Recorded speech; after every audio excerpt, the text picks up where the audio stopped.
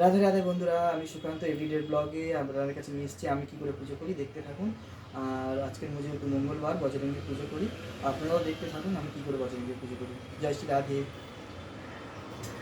আর একটা কথা, আমি শিব ঠাকুরকে এখন চান করাবো। আপনারা যদি শিব ঠাকুরকে চান করেন এভরিডে, তা আপনারা যদি দীক্ষিত হন তাহলে ওম শিবায় বলতে পারেন। আর যদি দীক্ষিত না হন তো ওম সদাশিব বলে চান করানো, বিকজ সেটা ঋষি মণিদের জপ করার মন্ত্র, এটা সবাই বলতে পারে না ওম নমঃ শিবায়। যেহেতু আমি দীক্ষিত না, ওই জন্য ওম নমঃ শিবায় বলে চান করাচ্ছি। আপনারা যদি দীক্ষিত হন তা ওম শিবায় বলতে পারেন, আমি ওম সদাশিব বলে চান করান। আপনারা কমেন্টে জানান আপনারা কী বলে শিব ঠাকুরকে চান করান।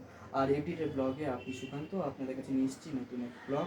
আপনারা যদি ভালো লাগে কমেন্ট করে জানাবেন, আর কোনো একটা ভুল হলে আপনারা কমেন্ট করে জানাবেন। দেখতে থাকুন।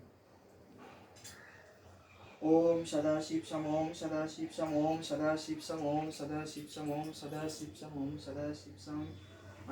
শিব ঠাকুরকে চান করে নিলাম। শিব ঠাকুরকে ভালো করে মুছিয়ে ওনার আসনে বসিয়ে দিয়ে ওনাকে চন্দন করাবো। দেখতে থাকুন।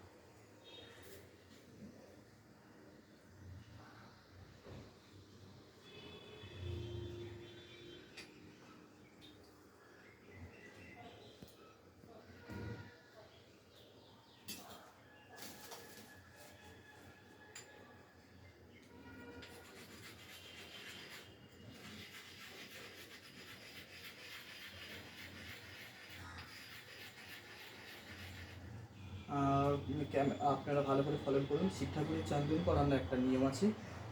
এই হাতে এই আঙুলে পরাবেন। আর সবার প্রথমে যে এই সাইডে আছে, এই সাইডে গণেশজি থাকে, ওই জন্য করে ওম গণেশজিকে প্রথমকে দেবো ওম গণেশায় নমঃ। আর উল্টো দিকে যে আছে ওনাকে কার্তিকায় নমঃ, ওম কার্তিকায় নমঃ। আর এখানে মা দুর্গা বাস করে, ওই জন্য করে ওম মা দুর্গায় নমঃ। আর সবার উপরে ওম সদাশিব, ওম সদাশিব। তোমরা দেখেছো আমরা শিব ঠাকুরকে আমি কিভাবে চন্দন পরাই, সেইভাবে আপনারা পড়াতে থাকবেন। শিব ঠাকুরের চন্দন পরার একটা নিয়ম আছে।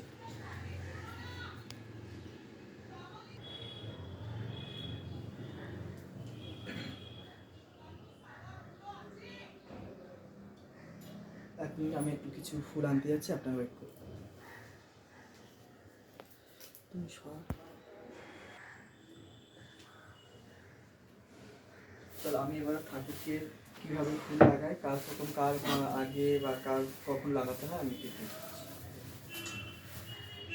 এই জবা ফুল আছে, গণেশ, এখানে যেহেতু গণেশজি আমি পুজো করি, তা সবার প্রথমে গণেশজিকে আমি একটা বেলপাতা আর জবা ফুল লাগিয়ে দিই। ওম শ্রী গণেশায় নমঃ, ওম শ্রী গণেশায় নমঃ, ওম শ্রী গণেশায় নমঃ। ওর পরে আমি একটা লক্ষ্মীজিকে একটা লাগাবো। আর যেহেতু গণেশজি যেহেতু আছে, ওই জন্য সবার পুজোর আগে গণেশজিকে পুজো বলো ফুল বলো সবার প্রথমে লাগিয়ে দিই।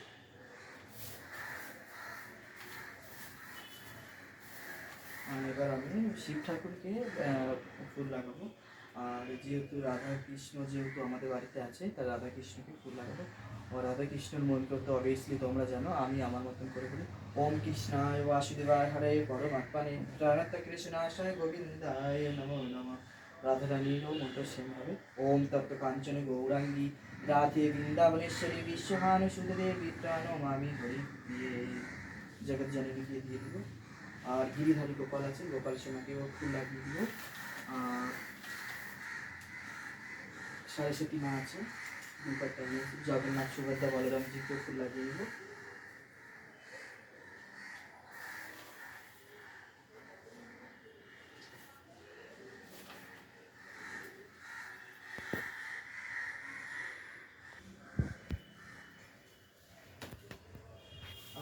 আমি যেহেতু বজরঙ্গীর মালা আমি বলেছিলাম মঙ্গলবার, তাই বজরঙ্গীকে মালা পরিয়ে নেব। আর তোমরা দেখতে পাবো। ওম শ্রী বজরঙ্গী কি জয়, ওম শ্রী জয় হনুমান কি জয়, জয় শ্রী হনুমান কি জয়। আর যেহেতু মা দুর্গা আছে, মা দুর্গাকে একটা জবা ফুল লাগিয়ে নেব। আর একে একে আমি সব ফুল লাগিয়ে নেব।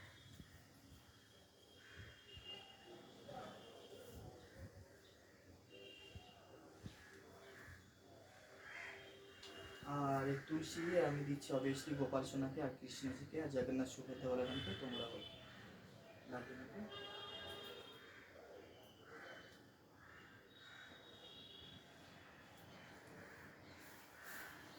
একে একে আমি সব ফুল লাগিয়ে নিয়েছি। আর শিবজিকে একটু সাদা ফুল লাগিয়ে নিয়েছি। আর ভিডিওটা আমি বেশি বড় করবো না, আমি এবার আরতি করবো। ফার্স্ট আমি আরতি করে নেবো গণেশজিকে, ওর পরে আমি সব ঠাকুরকে আরতি করবো।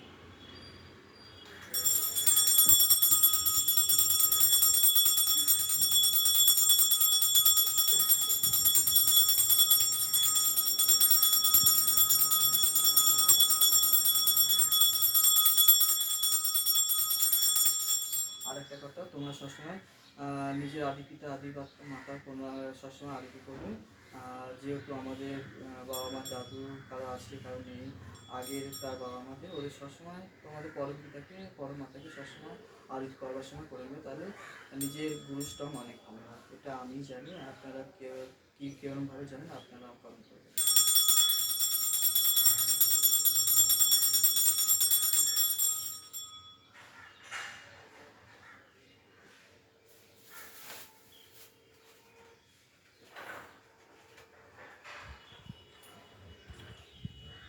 আর আমি তো প্রদীপের আরতি করে নিলাম, যেহেতু আজকের বজরঙ্গি বার। আর বজরঙ্গি যে শিবজি উনি তাই আছে, তাই শিবজিকে সবসময় কর্পূরের আরতি করতে, তার জন্য আমি কর্পূরের আরতি আরেকবার করবো।